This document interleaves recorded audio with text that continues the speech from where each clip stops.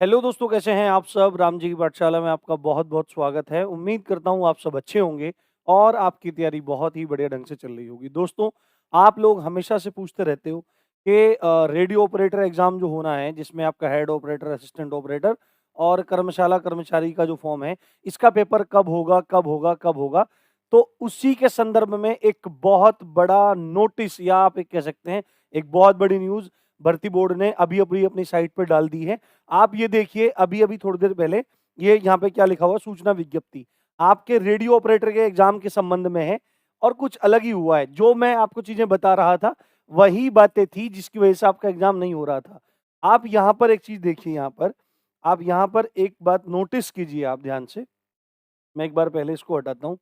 ये देखिए आप यहाँ पर क्या लिखा हुआ है, ये आज ही का नोटिस है, अभी इसमें डेट वगैरह नहीं है इसमें, ठीक है? इसमें देखिए, ये लिखा है यहाँ पर कि उत्तर प्रदेश रेडियो संवर्ग में कर्मशाला कर्मचारियों के 120 पदों, सहायक परिचालकों के 1374 पदों और प्रधान परिचालकों के 936 पदों पर सीधी भर्ती 2022 से भरे जाने हेतु ओपन टेंडर। आप समझ रहे हो आप बात? ओपन टेंडर यानी कि जो ये आपका ऑनलाइन एग्जाम होना था और इसका जो टेंडर एनएसईआईटी कंपनी को मिला हुआ था, है ना?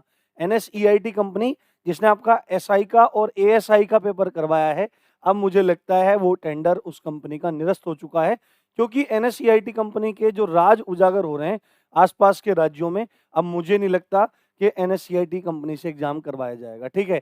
वो उसी वजह से चीज़ें लेट हो रही थी क्योंकि यूपीएसआई में भी क्या है कि इसके ऊपर बहुत गंभीर आरोप लगे हुए हैं।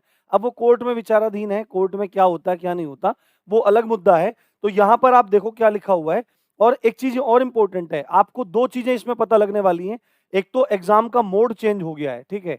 एक तो एग्ज़ाम का मोड चेंज हो गया है और आपके एग्ज़ाम के बारे में पता लग जाएगा कि अब आपका एग्ज़ाम कब होगा।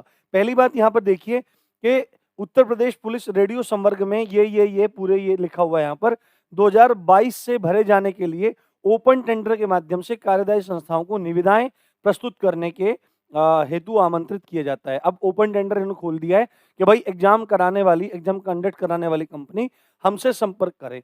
चलो अब आगे की बात है, अब आपने ऐसा क्यों किया?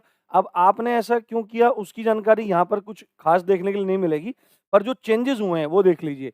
इसमें लिखा है उक्त तीनों पदों की भर्ती प्रक्रिया के अंतर्गत लिखित परीक्षा यानी कि ओएमआर बेस्ड से, यानी कि आपका एग्जाम पहले जो ऑनलाइन होना था वो आपका एग्जाम अब ऑफलाइन होगा।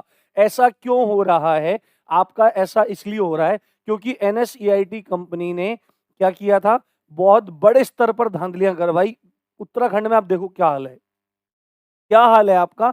5 भर्तियाँ तो निरस्त करनी पड़ी, इवन आयोग तक निरस्त कर दिया गया यूके ट्रिपल एससी वाला जो है और जितने भी 18 भर्तियों का जो विज्ञापन है, वो अब यूके ट्रिपल एससी से छीन करके यूके पीएससी को दे दिया है, जो कि उत्तराखंड का आयोग है, जो पीसीएस वाला आयोग है, उसको दे दिया है, ठीक है? और ऑनलाइन माध्यम में क्या है कि सबको लगता है कि ऑनलाइन माध्यम में मतलब जो एग्जाम होता है वो बहुत ज़्यादा फेयर हो जाता है। पर ऐसी एक रिपोर्ट है कि 133 या 138 तरीके से इसमें सेंधमारी की जा सकती है ऑनलाइन एग्जाम में, ठीक है? तो ऑनलाइन एग्जाम कराने वाली 2 ही कंपनी इंडिया में फेमस हैं।